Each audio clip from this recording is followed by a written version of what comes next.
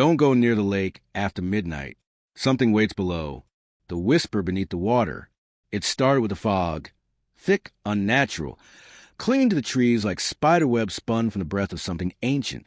The kind of fog that doesn't roll in but rises, seeping from the soil, from the water, from the roots of the old pines surrounding Dagger Lake. And on nights when the moon hung low like a slit pupil in a blind sky, that's when it whispered. Locals didn't talk about the lake much. In Hollow's Edge, a small, withering town nestled in the folds of forgotten mountains, the stories had dried up like everything else. Businesses, farms, even joy. But every so often, the silence cracked. You'd hear it in a drunken ramble at the old tavern, or in a trembling breath from one of the elderly sitting on the porch of the nursing home. Don't go near the lake after midnight, they'd whisper, voice brittle with memory. Something waits below. 17-year-old Miriam Collins had heard the warnings her entire life. She'd never believed them. Summer break had arrived like a curse. Her friends were gone. Her phone barely picked up a signal in the valley, and the oppressive heat made the air feel like it was pressing on her skin. Her mother, recently divorced and constantly distracted, had dragged Miriam back to her own childhood home in Hollow's Edge just for a few months, she'd said. A break, a reset, a lie. The lake was one of the only places Miriam could breathe. It was beautiful in the way nightmares are just before they turn. A perfect oval nestled in the forest, ringed by pines so tall and dense they formed a natural wall. The water was darker than it should be, reflecting little, hiding much. There were no docks, no boats, no swimmers. The surface was still, too still, even when the wind whispered through the trees. And yet, something drew her to it. She first visited it in the daylight, just to sketch. The clearing was quiet, but not unnerving.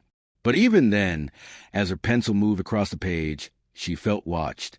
A flicker in the corner of her vision, a shadow that refused to cast itself again when she turned. The forest seemed to listen. One evening, boredom drove her back. The sun was dipping low, the sky bruised with streaks of pink and gray. She sat by the shore, dipping her toes into the water. Cold, colder than it should have been, but it was oddly comforting. Then came the sound.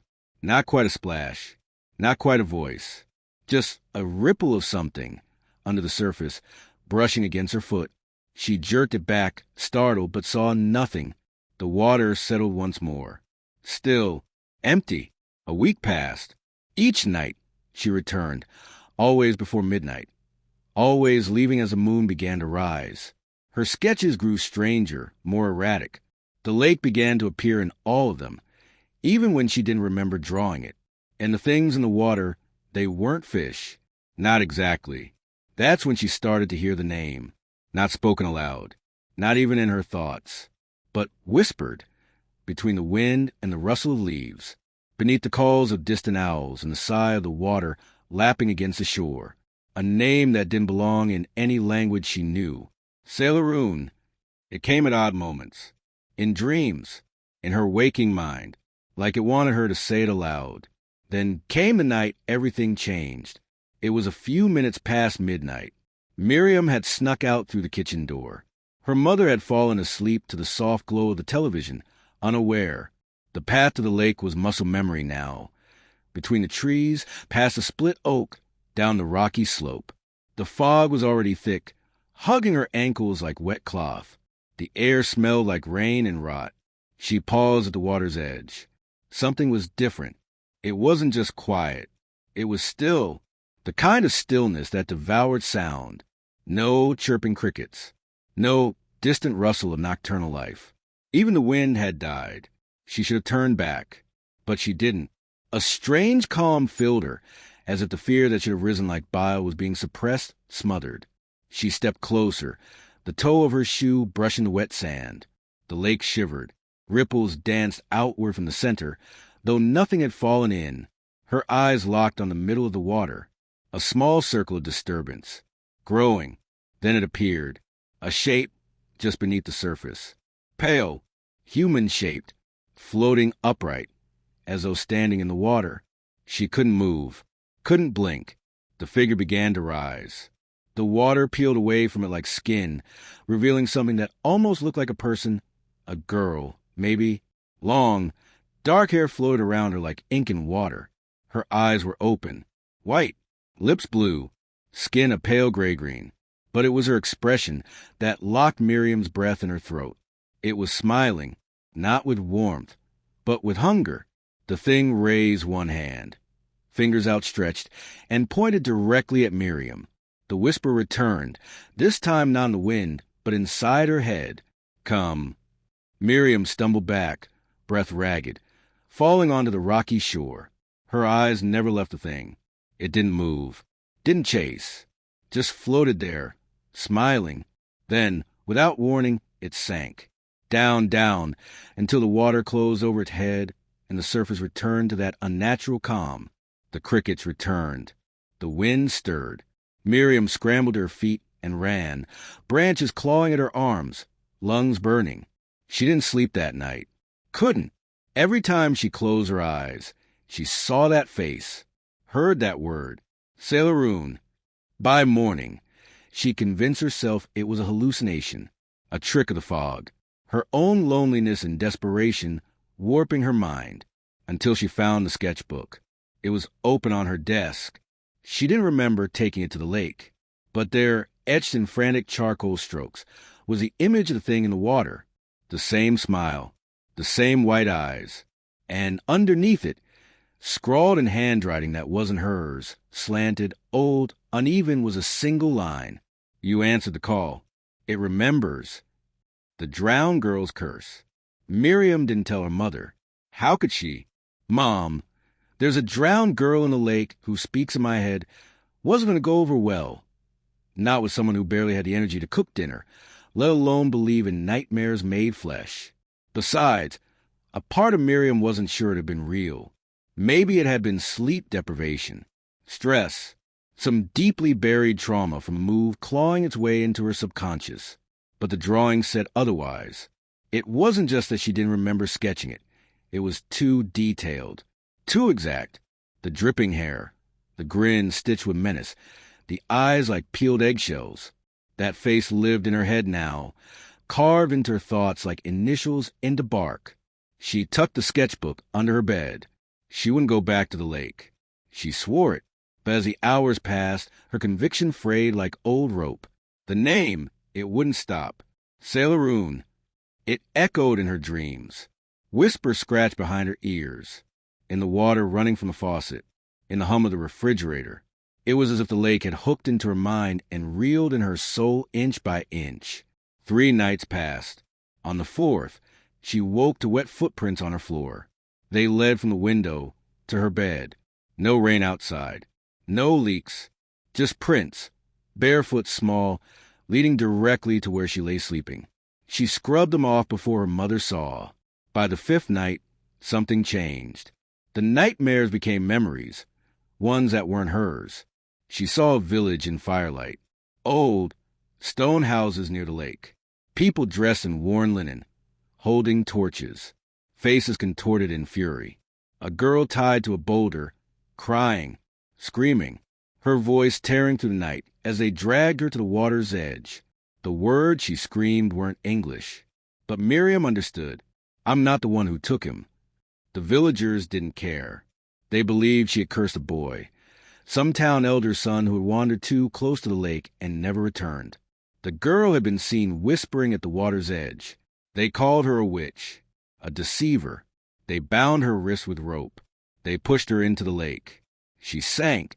In the dream, Miriam was her. She felt the icy water flood her lungs, felt the cold hands of the deep welcome her in silence, felt her heart slow backslash, and then change. It didn't stop beating.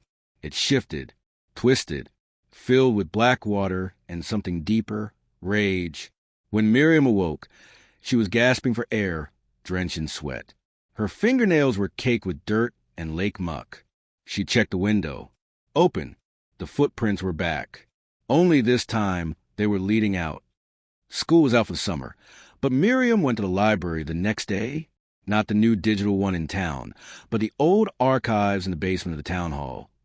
The kind of place that smelled like mildew and forgotten things.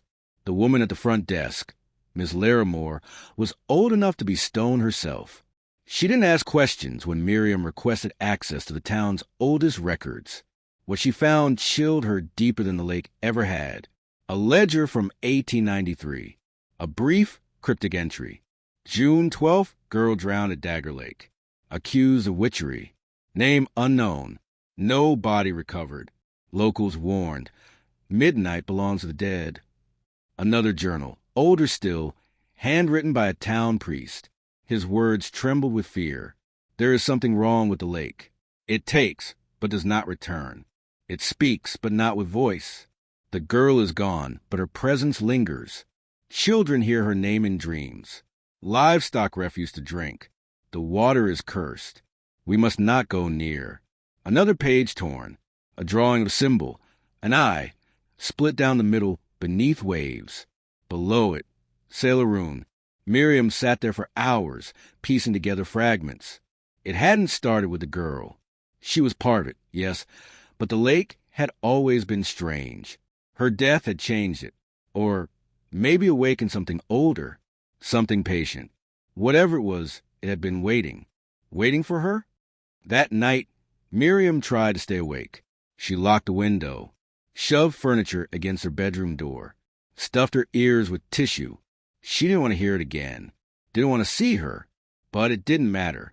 She woke in the middle of the night, standing in front of the lake. She didn't remember leaving the house. She was barefoot, nightgown soaked in dew. The fog curled around her ankles like hungry smoke. The water was still, black as obsidian, and in it there was a light, a pale, glowing shape just below the surface, hovering. It shimmered. Miriam's feet moved forward their own accord. She stepped into the lake. The cold was instant, biting. She didn't care. She was up to her knees when the voice came. Asterisk, you see now. Asterisk, the water shifted. Something surfaced. The girl, but she wasn't the same. Her body was less human. Pale skin like stretched wax. Long black hair writhing in the water like worms. Her eyes opened. Still white, but glowing faintly now, like drowned candles. Miriam wanted to run, but she couldn't. The girl didn't speak aloud. Her mouth didn't move, but the thoughts pressed into Miriam's skull like fingers pushing into wet clay. Asterisk, they called me witch, but it was the lake. It was always the lake. It gave me back when they took everything. It gave me time, power, hunger. Asterisk, Miriam's lips trembled. Why me? The girl tilted her head. Asterisk, because you listened. Asterisk, the water rose without a ripple. It wrapped around Miriam's waist, her chest, her neck. She couldn't scream, couldn't breathe. She was drowning. Again. But just before the dark swallowed her, the girl reached out and touched her forehead. A surge of images. A boy, trapped below, his mouth open in a silent scream. Thousands of bones littering the lake floor. Pale hands reaching up from blackness. The surface exploded in sound. Miriam gasped, coughing, retching lake water onto the shore. She was alone again. The fog parted just enough for her to see something floating near her. A necklace. Simple. Silver chain. A small pendant. A circle etched with the same eye symbol from a journal. She picked it up with trembling fingers. As she held it, her ears rang with a whisper that was not quite the girl's and not quite her own. Asterisk, now you carry it. The weight, the warning, the hunger. Asterisk. The next day, Miriam told herself it was done. She'd seen it, survived it. Maybe that was enough. Maybe it was a warning. But then she noticed something impossible. The townspeople. They looked at her differently now. The gas station clerk flinched when she approached. Miss Larimore closed her desk window early when she walked in. A group of boys riding bikes across Main Street stopped laughing when she passed. One of them whispered something and made a strange symbol with his hands. 2 fingers crossed over his heart. They knew, not about her, maybe, but about the lake. They always had, and now they sensed it on her. That night, her mother found her passed out on the bathroom floor. She said Miriam was burning with fever, mumbling in her sleep, saying words that didn't make sense. Sailor Rune, over and over again. 3 more nights passed. Miriam didn't return to the lake. She couldn't. Not yet. But it came to her, in dreams and mirrors, in the hush between heartbeats. She saw the drowned girl behind her reflection, smiling. She heard sobbing in her closet, water pooling on her floor. Her mother stopped noticing, stopped caring. The lake was spreading, and somewhere, deep beneath that still black water, something was waking up. The girl was just the beginning. Something else was coming, and Miriam was already part of it. They never found his body. Miriam stopped dreaming in color. Every night, she plunged into the same ink-black world, weightless, soundless, suffocating. The cold of the lake pressed into her chest like 1,000 tiny needles. And somewhere below her, something ancient stirred. She could feel like a second heartbeat, rhythmic, patient, growing stronger each night. The drowned girl was no longer alone in the dark, and neither was Miriam. Her waking life blurred with the nightmares. Her mother barely spoke anymore, spending long hours staring into nothing, her hands trembling around coffee cups that were always cold. At first, Miriam thought it was just stress, the fallout of the divorce, the exhaustion of being back in this cursed town. But now she knew better. The lake touched minds, wormed into thought. It fed on memories, grief, silence, and it had its hooks in her mother too.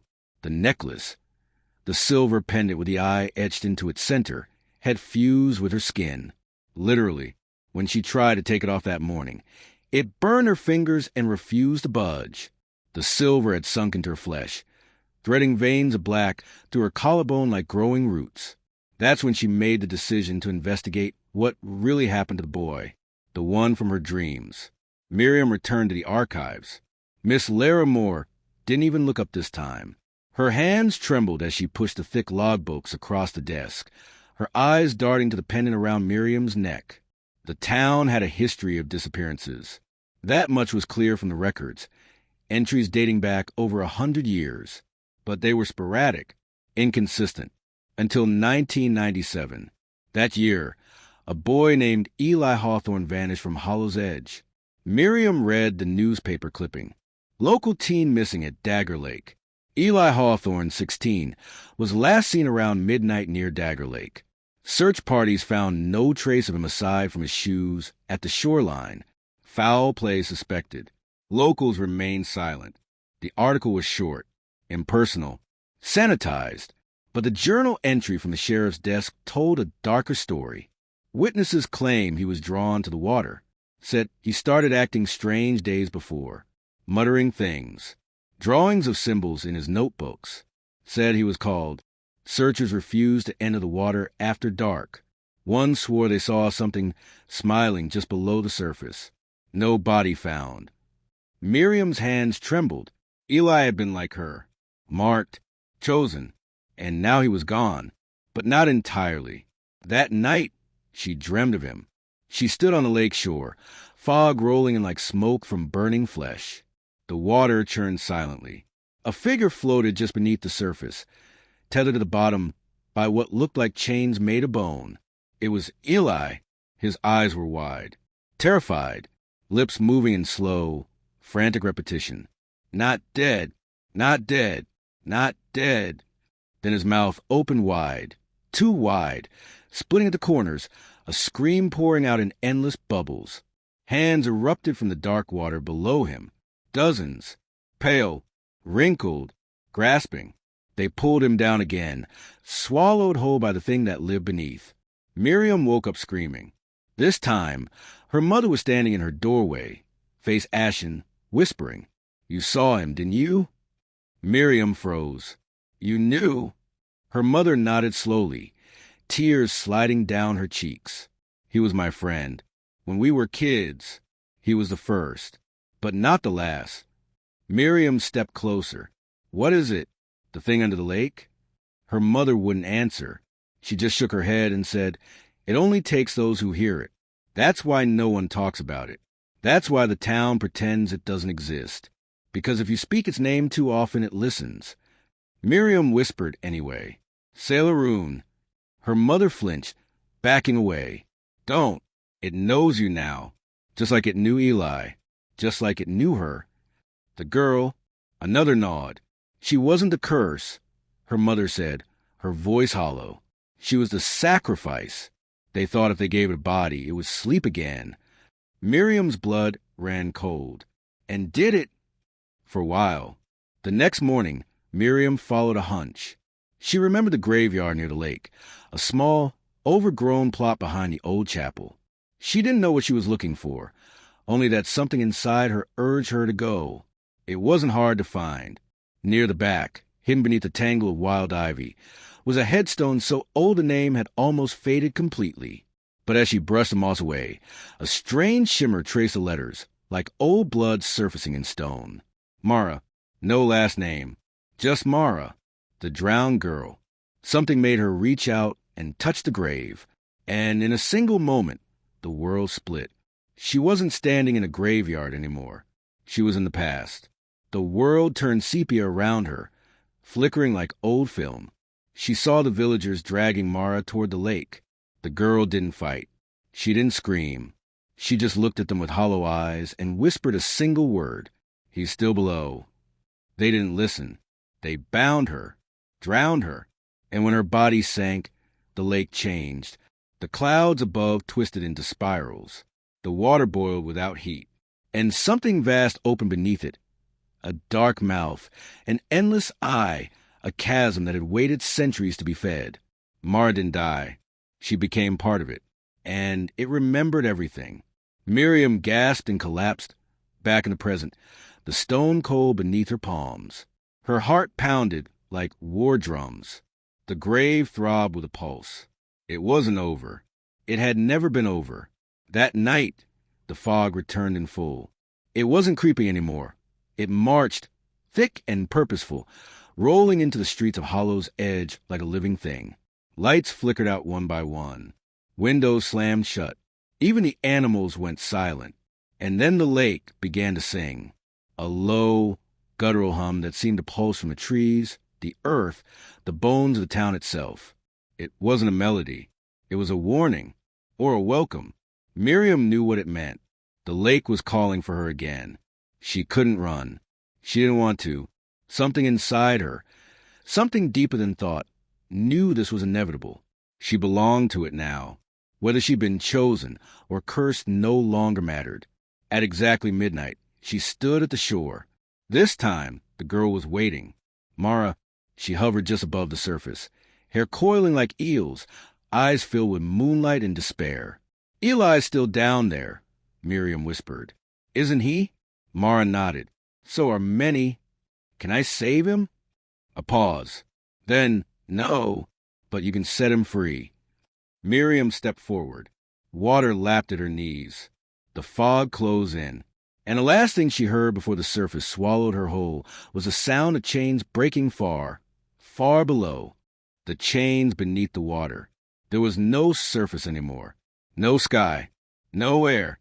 Miriam floated in endless black, her body numb, her mind suspended between silence and screaming. The water pressed against her like a tomb. But she wasn't drowning. Not exactly. It was as if the lake had swallowed her, but chose not to crush her. It wanted her aware. Shapes drifted all around her. Bodies, some whole, some broken. Boys, girls, dozens, all motionless, eyes open wide with a terrible knowing. Their mouths hung open, as though frozen mid-scream. Chains coiled around their wrists, looped through their ribs, anchored deep into the trench at the lake's bottom. And from that trench came the sound. Not a voice, not a song, a thrum, like the beating of a heart too large for any living thing. It pulsed through the water, through her bones, through the necklace fused to her skin. Miriam drifted downward, drawn not by gravity but by purpose. Her arms moved without her command. Her breath was unnecessary now. She was no longer part of the world above. Then she saw him. Eli. He was suspended just feet above the trench, arms limp, chains curling around his ankles like ivy. His body glowed faintly, as if lit from within by the last ember of life that hadn't quite gone out. His head turned slowly toward her, and though his mouth didn't move, she heard his voice in her mind. "Miriam, run." She reached for him, but the moment her hand grazed his fingers, The trench beneath them split open. The blackness wasn't water. It was alive. Thousands of eyes blinked in the dark. A mouth open, impossibly wide, stretching farther than it should, filled with teeth that weren't teeth, jagged fragments of bone and iron. And from its depths, a tendril shot upward, wrapping around Eli's chest. He screamed. But this time, Miriam didn't retreat. She grabbed the chain looped around his ankle and yanked. Her hand burned as if touching molten steel, but she pulled harder. The lynx groaned, then snapped, sending shockwaves through the water. The trench shuddered. The creature roared, not with sound, but with pressure, crushing, deafening. Other tendrils shot upward now, reaching for her, twisting and whipping like serpents. Suddenly, a figure appeared beside her. Mara, but not the dead, grinning wraith she had seen before. Now, she looked almost human. Her skin had color. Her eyes were wet with sorrow. She reached out not to hurt, but to help. Together, they pulled. The chain around Eli's other leg snapped, and he floated free. The trench below screamed in fury. It began to rise. The surface of the lake exploded. A column of water shot 50 feet into the air, bringing with it a cyclone of fog, bones, and screaming wind. Trees bent backward. Windows shattered in hollow's edge. Lights across the town blinked out as the lake awoke. Miriam, Eli, and Mara burst through the surface like corpses returning from the deep. Miriam gasped, her first breath in what felt like an eternity. The air was bitter cold. The sky above was a boiling swirl of gray clouds. The moon was gone, replaced by something red and vast and wrong. Mara floated before them, her eyes locked on the lake. "This is your only chance," she said. "The chains were never meant to hold them forever. But now that one is broken, others will follow." Miriam coughed, dragging herself onto the muddy shore with Eli in tow. His body was trembling, pale as bone but alive. The water behind them began to swirl again. A low hum vibrated through the trees. The lake's surface rippled outward in massive, pulsing rings. Beneath it, the trench began to open once more, wider this time. Hungrier, Mara turned to Miriam. "You broke the seal. I didn't mean to, but you did, and now it's coming. The lake was never just a place. It's a door, and it's no longer locked." Eli stirred beside her, blinking. What is it?" "A prison," Mara answered. "Older than your town. Older than the language you speak. They called it Sailoroon, but it has other names. In other places, the thing beneath, the root of drowning, the first mouth." Miriam stared at her, heart thundering. "How do we stop it?" Mara's expression darkened. "You can't. You can only choose who to give it." Back in town, the air was electric with fear. People had heard it. The sound, the roar, the unnatural silence afterward. Children clung to parents. Dogs howled in basements. The fog hadn't lifted. It had thickened, curling through the streets, seeping through vents and window cracks. At the old chapel, the church bell tolled on its own, 3 times, each time louder, deeper, as though being struck from inside. Miriam and Eli stood at the lake's edge, watching the dark water pulse like a breathing lung. Mara was gone again, vanished beneath the surface with the scream of the trench. "She said it's a door," Eli murmured, voice shaking. "So what happens when it opens?" Miriam didn't answer, because deep inside, she already knew something would come through, something older than death. She returned home with Eli before dawn. Her mother was awake, sitting in the living room, eyes wide, hands bloody from clawing at the walls. She stared at Miriam and whispered, "You let it out." Miriam knelt before her. "I didn't mean to." "You broke the balance." Her mother's voice rose, splintering. "We were safe as long as it stayed sleeping. You pulled its eye open." Miriam reached out, but her mother recoiled. "You need to go. Leave this house. Leave this town. If you stay, you'll become it, just like she did." Miriam froze. "What?" But her mother didn't answer. She just repeated one thing over and over. The lake remembers.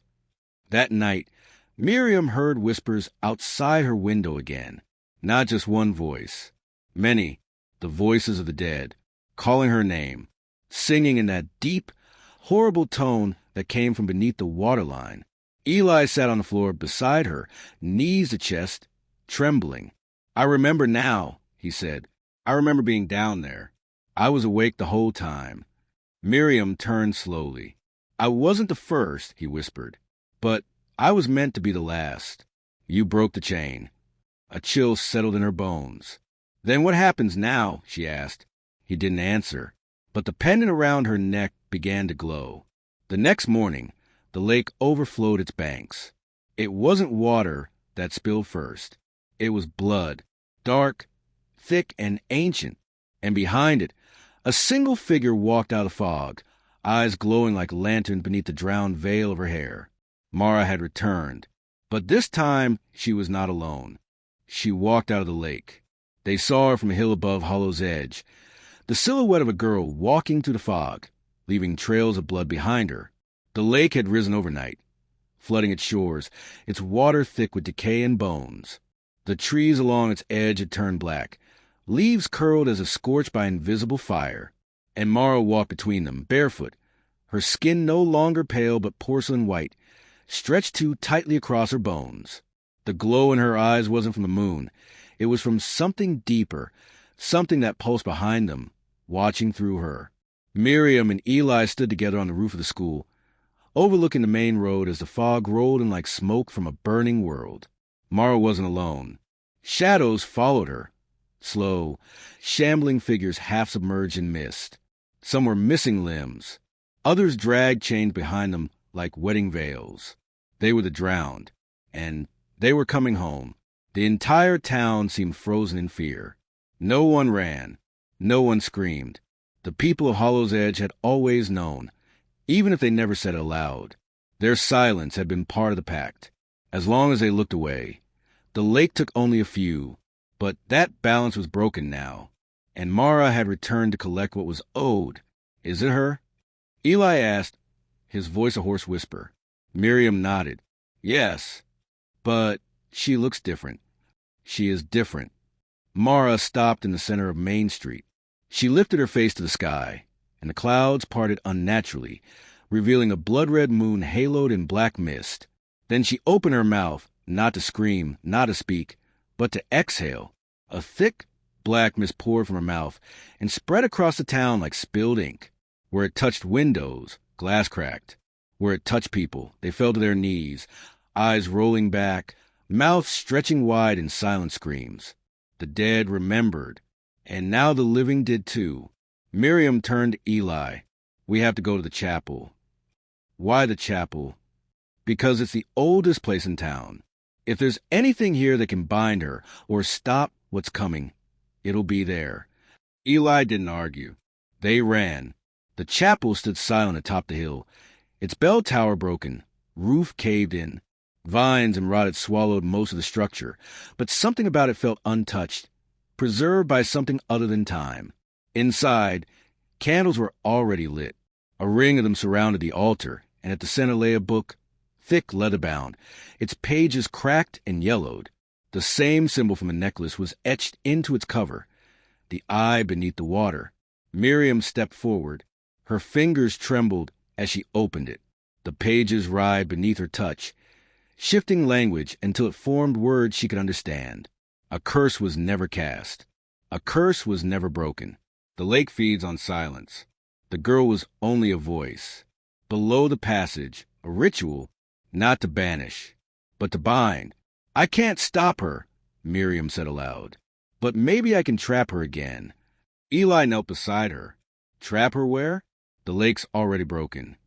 Miriam turned the page. Her breath caught. There was an image, a figure, arms raised, standing in the lake, surrounded by chains that looped from her chest into the water below. A vessel. "She needs a body to remain," Miriam whispered. "A tether to this world." The first time she didn't choose. They gave her to the lake. But now she's come back with it. If I break her anchor, her link, I might be able to sever her from this side. Eli stood. "How?" Miriam looked down at the necklace around her neck. "This." They left the chapel in silence. The town was crumbling. Buildings collapsed into fog. People staggered into the streets, eyes black, mouths humming low. They weren't dead. Not yet. But the lake was inside them now, moving, spreading, remembering. Mara stood at the old well near the town square, her arms outstretched. The fog swirled around her like a crown. She smiled when she saw Miriam. "You brought him back," she said, voice layered with others. "Men, women, children. You broke the chains." "I want to make it right." Mara tilted her head. "You can't undo the door once it's opened. You can only walk through." "I won't." "Then drown." The fog struck like a whip, slicing through the air toward Miriam. She raised a necklace and shouted the word from the book. "Valkyrie." Light burst from the pendant. Not warm, not golden. White, cold, blinding. Mara shrieked, not in pain, but in fury. Her body peeled backward. Skin cracking, black veins rising beneath her flesh like spiders. The drowned behind her howled and fell. Miriam took a step forward. "You want a vessel? You want to remain? Then take me." The necklace pulsed. The chain snapped. It flew from her neck and embedded into her chest. Mara screamed. The sky split open, and everything went still. Miriam's body collapsed into the mud, but her mind fell further. She opened her eyes beneath the water. The lake, the trench, the pulsing maw. It saw her, but this time she didn't run. She reached, and around her, the drowned began to fade, released from their chains, drifting upward toward the light, including Eli. He looked down at her, eyes wide. "I'm sorry," she whispered, "but someone has to hold the lock." And then she closed her eyes. In the town above, the fog withdrew. The water receded. The sky cleared. Mara was gone. So were the dead, all except one. Eli stood at the shore days later, watching the lake. The water was still. The surface reflected the sky again. And at the bottom, far below, something shined. The pendant, fused now to a girl's hand. Waiting, remembering. The town that forgot. A week passed, then two, and Hollow's Edge began to forget. The fog no longer rolled down from the mountains. The strange hum beneath the wind faded. People who once wandered the streets with blackened eyes and bloodless lips now moved with normalcy again, shopping, laughing, drinking coffee outside the general store. It was as if the town had exhaled a long, terrible breath and returned to breathing without realizing it had ever stopped. But some things couldn't be erased. Not really. The lake remained, still, silent, and too dark to be natural. No one spoke about it. No one visited. The road leading to its edge had grown over with tall weeds, and the town council quietly removed it from all maps and property records. As far as Hollow's Edge was concerned, it no longer existed. But Eli remembered, and it haunted him every second. He didn't leave his house much anymore. His mother had returned home from the hospital 2 days after the fog lifted, apparently with no memory of his disappearance or the long, panicked weeks she'd spent crying for him. When he asked her about the lake, she simply blinked and said, "Which lake, sweetheart? Which lake?" The question rattled in his head like a scream behind glass.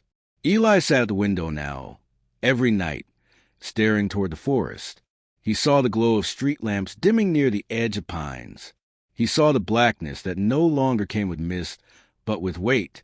The lake was still there, and something inside it was watching, because Miriam was still down there, and she was changing. On the 14th night, Eli dreamt of her again, not in color, not in silence, but in static. The dream was fractured, glitching. He saw her underwater, chained not by iron but by will. Her eyes were closed, but her body pulsed with something, light and dark all at once. She had become part of the lake, and she was whispering, over and over again, "It's not over." He woke with a scream, clutching his chest, gasping like he'd been drowning. His bedsheets were soaked. His ears rang with the hum he thought was gone. Sailor Roon had not vanished. It had merely gone quiet. He went to the library the next day. The old archives had been locked since the fog lifted. A new metal chain barred the door, with a hand-scrawled note that read, "Under renovation. Do not enter. Town Council." But Eli picked the lock. Inside, the books were still there, but changed. All mentions of Mara were gone. The 1893 ledger had been burned. The priest's journal? Ripped in half. Where once had been symbols and records of the drowned, there were now blank pages, smudged ink, and black mold that spread like fingerprints. The town was scrubbing its memory. But Eli still had the necklace. Not the real one. It remained fused to Miriam's chest, deep beneath the water, but a charcoal sketch he had made of it before everything fell apart.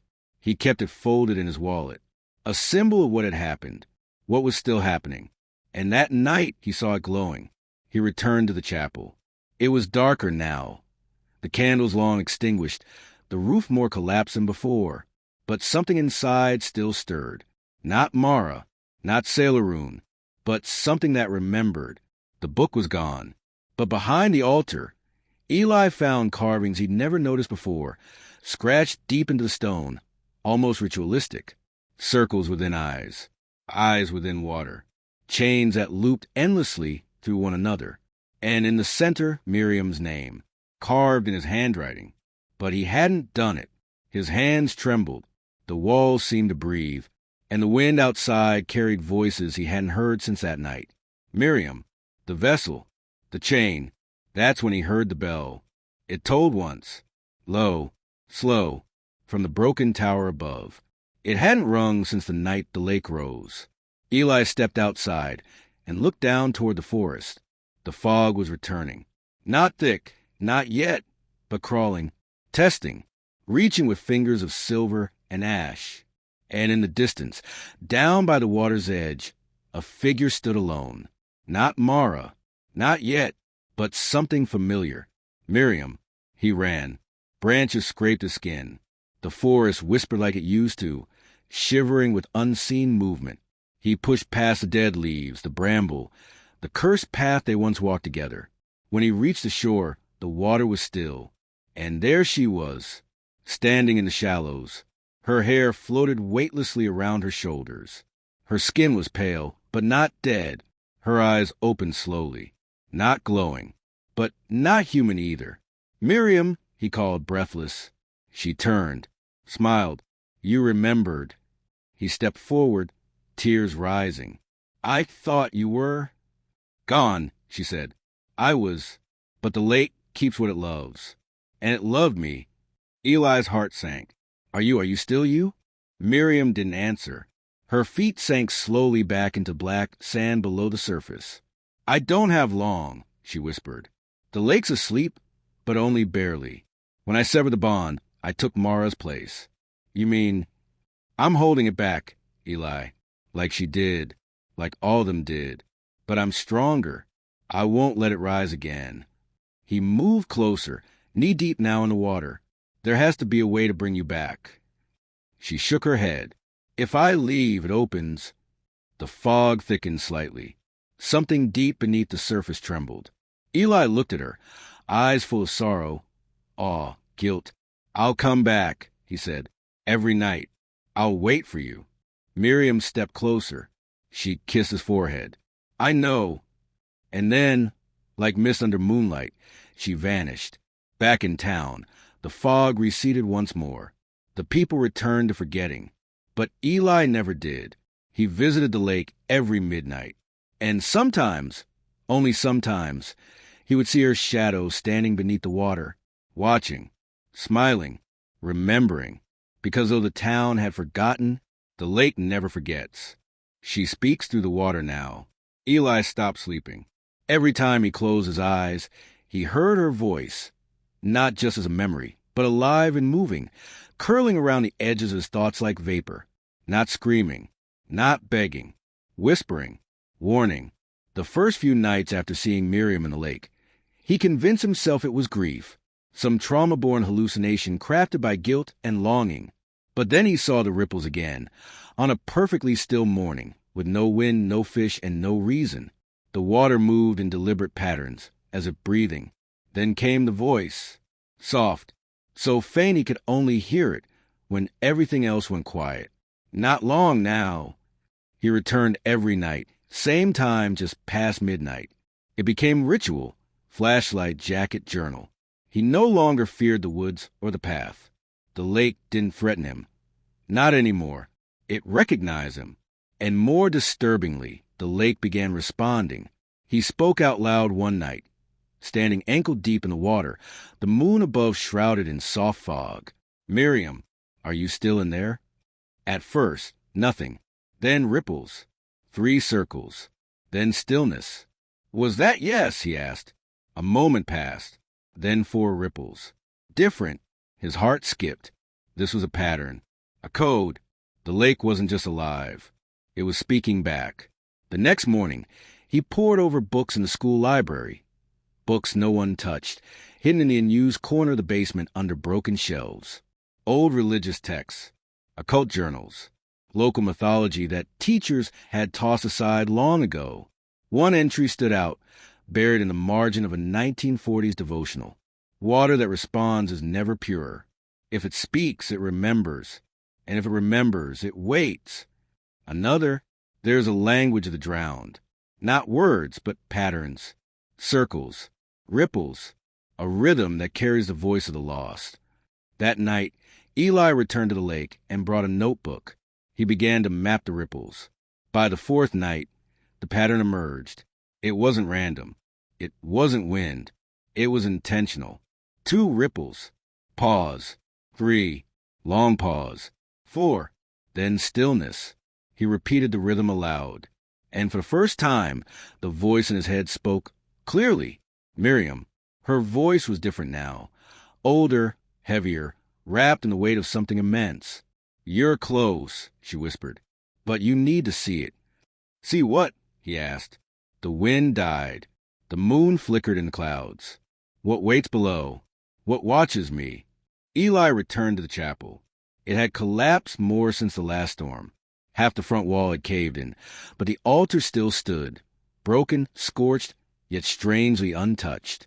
As he passed beneath the ruined arch, he felt it again, the chill, the hum, that presence, not Mara, not Miriam, but the lake's mind, because that's what it was now. It had a mind, and it was connected to hers. Beneath the altar, a trapdoor had cracked open. He had never seen it before.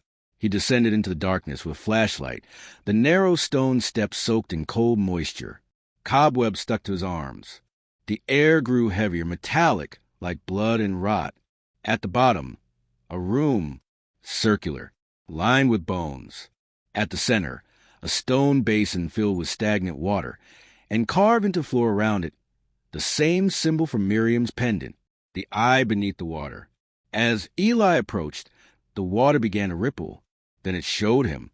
He saw Miriam, deep beneath the lake, no longer bound, but standing on a stone platform surrounded by chains that looped endlessly into the black. She wasn't breathing. She didn't need to. Her skin shimmered like moonlight. Her eyes were silver, empty but aware. Behind her, something moved. Not a creature. A shape too large to comprehend. Its outline impossible to define. Like a shadow cast by a god too vast ever be seen. It pulsed, and it watched him through her. The lake was not just water. It was a body, and Miriam now stood at the center of its mind. The vision vanished. The room went still. Eli stumbled backward, trembling. This wasn't just about Hollow's Edge anymore. The lake was part of something older, something far beneath the earth. The trench wasn't a pit. It was a mouth. And Miriam was standing on its tongue. He rushed up the stairs and into the forest, heart thundering, breath hitching. The trees whispered her name. She speaks through the water now. He stopped at the lake's edge, kneeled, hands shaking. "Miriam," he called, "tell me what to do. Tell me how to help you." The water rippled. A voice echoed, not from the lake, but from inside his own mind. "Others are coming." "Who?" "The ones who follow the eye. They've waited for the vessel to stabilize, for me to merge with it." Eli's pulse spiked. "You can't let that happen." "I can't stop it." A long pause. "But you can." The next day, strangers arrived in town. 3 of them. They wore dark coats, too long for summer, moved too quietly, smiled too little. They asked no questions. They carried long black cases. One went to the chapel, one to the library, one to the lake. Eli watched from the trees, hidden beneath branches. The man at the lake dipped a long silver needle into water, let it fill with liquid, capped it carefully, and smiled like he'd found gold. The cult had arrived. Not wild, not chanting, but organized, patient. They called themselves the Keepers of the Eye. That night, Miriam's voice trembled. They want to wake it fully, not just through me, but through others. Eli's breath caught. Others. More vessels, more minds, more lakes. I am one of many. Where? All over. Then silence. But the ripples answered. 1, then 6, then 9. He translated the pattern. 9 lakes, 9 vessels. And Miriam was the first. 9 lakes, 9 keys. Eli barely slept. The numbers pulsed behind his eyes like static. 9 lakes, 9 keys, 9 vessels. Miriam was only the beginning. Somewhere out there, 8 more lakes just like Hollow's edge sat quiet and forgotten, each of them hiding something beneath, each of them waiting to awaken. But it wasn't just the lakes that haunted him. It was the keepers. They moved like ghosts through the town. Quiet, precise, controlled. One had already taken over the sheriff's old office, now renovated into a private lab. Another had started hosting history talks at the community hall, slowly rewriting the town's narrative. They never used the words cult or worship, but Eli could see it in their eyes. A hunger, a belief that went far beyond science or folklore. They knew about Sailoroon. They served it, and they were waiting for the next key to wake. On the 3rd day after their arrival, Eli found the symbol again, burned into the bark of a tree at the lake's edge. The eye beneath. Beneath it, a single word carved in Latin, Prenuncia. He searched it online. The translation chilled him. The one who warns. The one who speaks first. Miriam. She wasn't just the first vessel. She was a herald. That night, the water shimmered again. Not from wind, but from response. Eli had stopped bringing paper. He no longer needed it. The rhythm was instinctual now. Ripples as language, as conversation, as memory. He knelt at the edge of the lake, eyes closed. Where are the others? He whispered. A pause. Then 3 ripples. A pause. 4. A pause. 2. Coordinates. He rushed back home and mapped them. 3 lakes spread across the country. One in the Pacific Northwest. Somewhere in Oregon, in a valley surrounded by pine. One in New Mexico, desert country, where a hidden cenote was said to never run dry. And the last in Maine, a place called Widow's Hollow. Eli felt sick. The keepers weren't just waiting for the keys to wake. They were activating them. The next day, the mayor of Hollow's Edge issued a town-wide announcement. A calm, rehearsed message piped through the broken speakers around Main Street. In the interest of preserving local history, the lake will now be closed to the public. New fencing will be installed. Access will be restricted. Thank you for your cooperation. There was no outrage, no protest, only silence.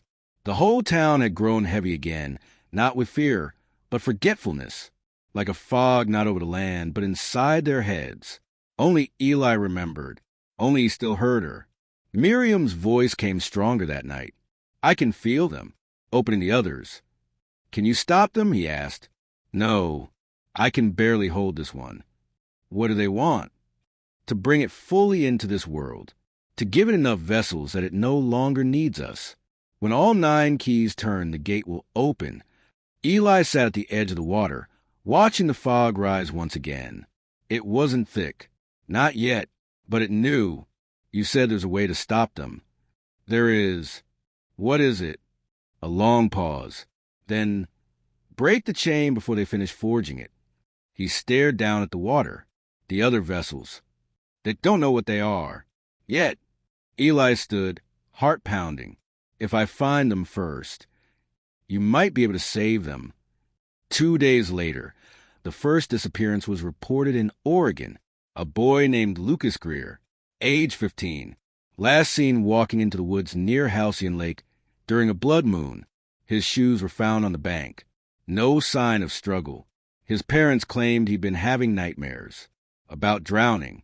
Eli packed that night. He left a note for his mother, brief but honest.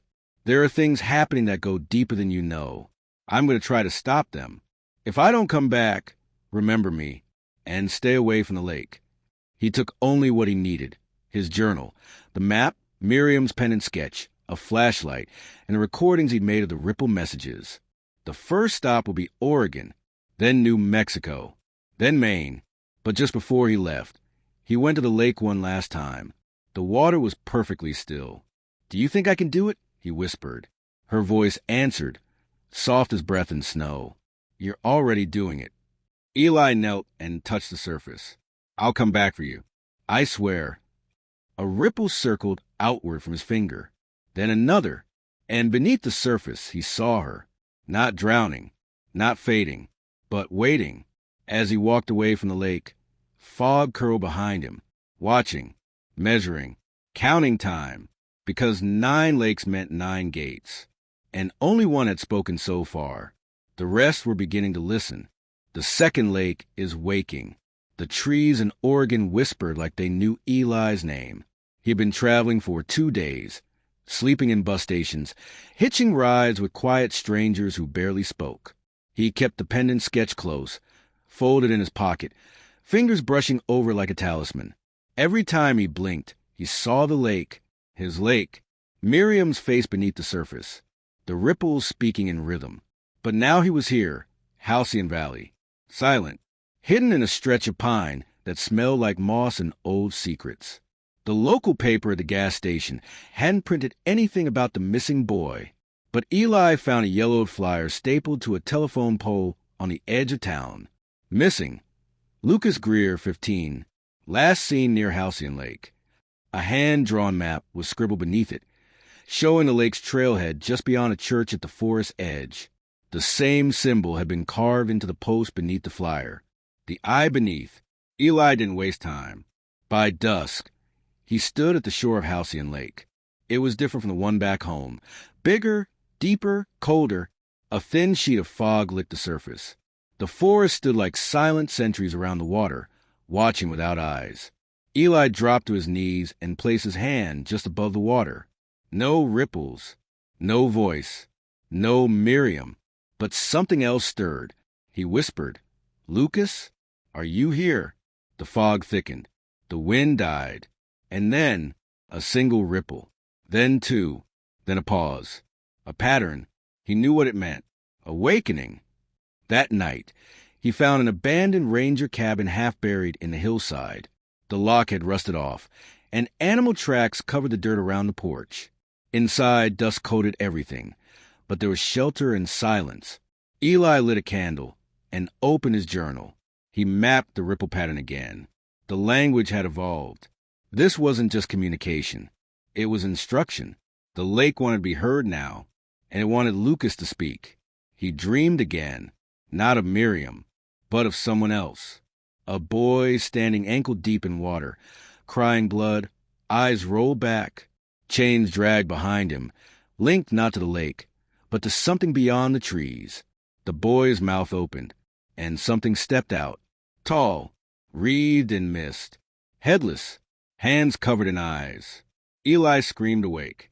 His candle had burned out, but the pen and sketch on the table was smoldering, and someone had drawn a circle in the dust on the window. The next morning, Eli followed the edge of the lake until he found the ruins of an old boathouse. Most of it had collapsed, but one wall still stood, and on it was painted a word in faded red.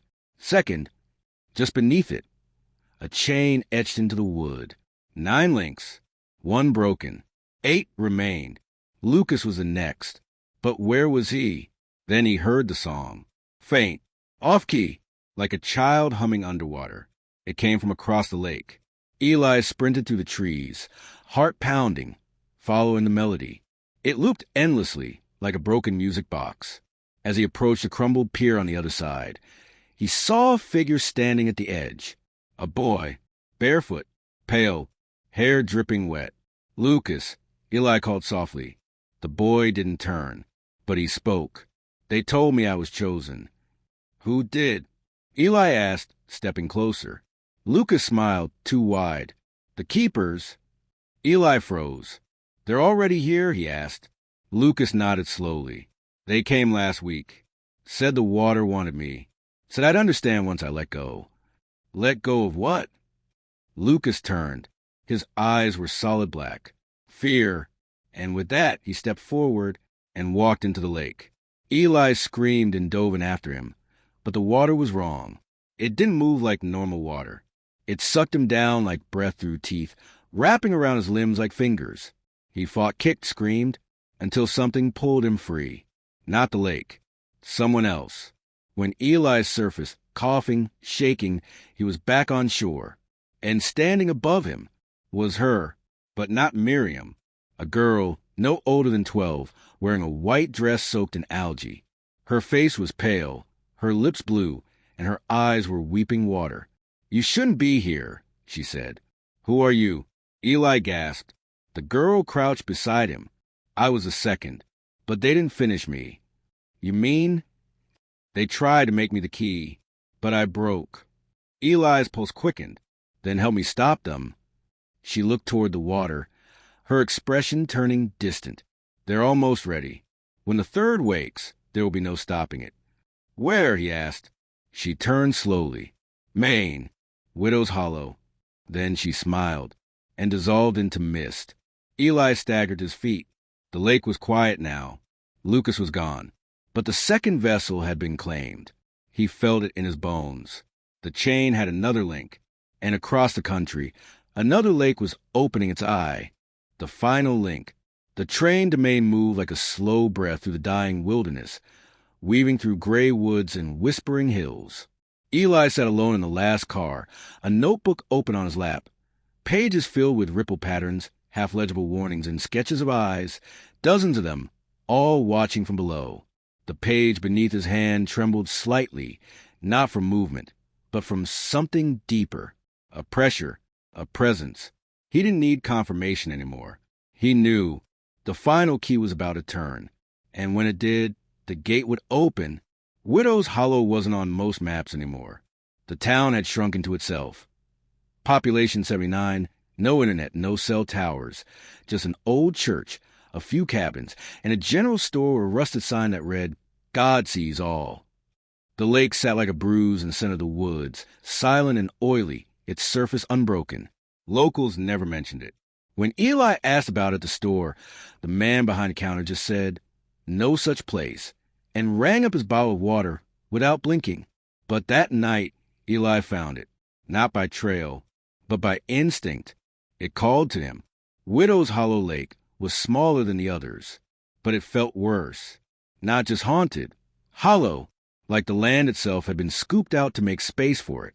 The air around it buzzed faintly. The water didn't reflect the moon. It swallowed it whole. Eli knelt at the edge and waited. 1 minute passed. Then 2. Then ripples. 9 of them. Slow. Measured. Final. He closed his eyes, heart thudding. The last key, he whispered. A voice answered. Not Miriam. Not Lucas. Not the girl in white. All of them.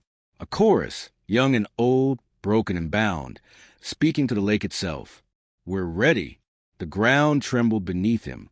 A fissure split through the trees behind the lake, and fog poured in, not mist, not smoke, memory. It slithered across the roots, past Eli's feet, and curled around the shore like something claiming its place.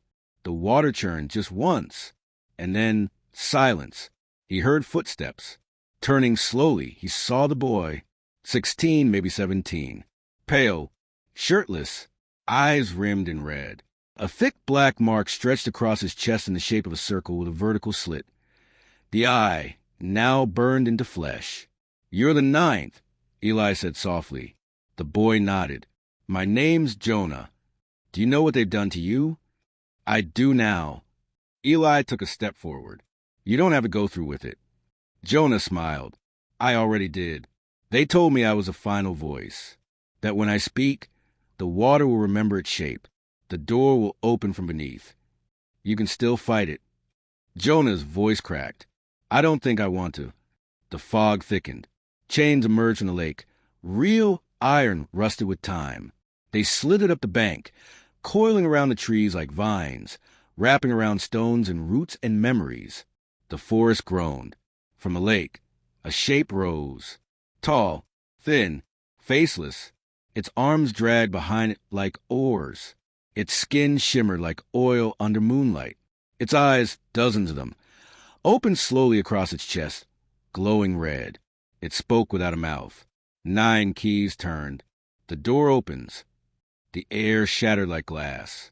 The lake split open, revealing a trench that dropped into forever. Water rushed inward, not down but sideways, as if the world was folding on itself.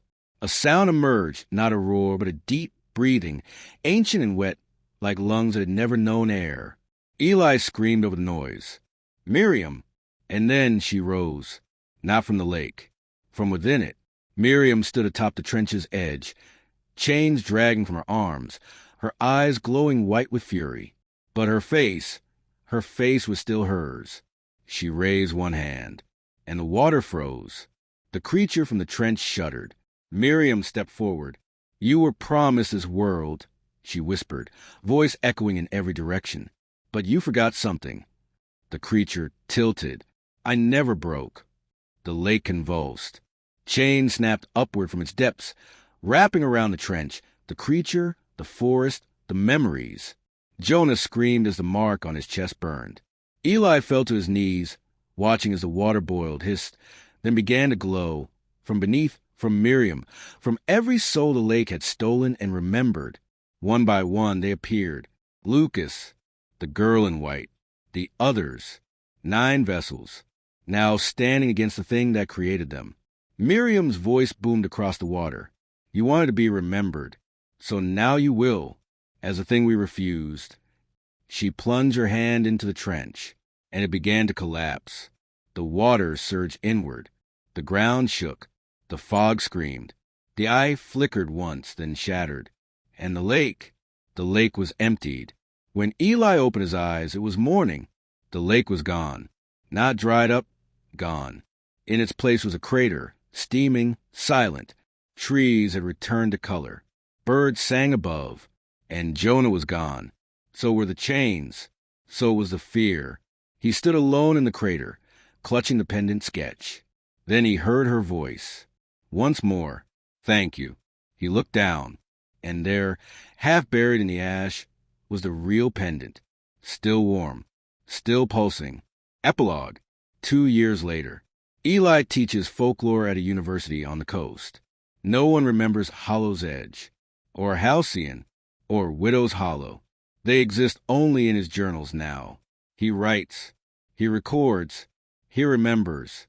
And some nights when the tide is low and the air is still, he swears he hears her voice on the waves.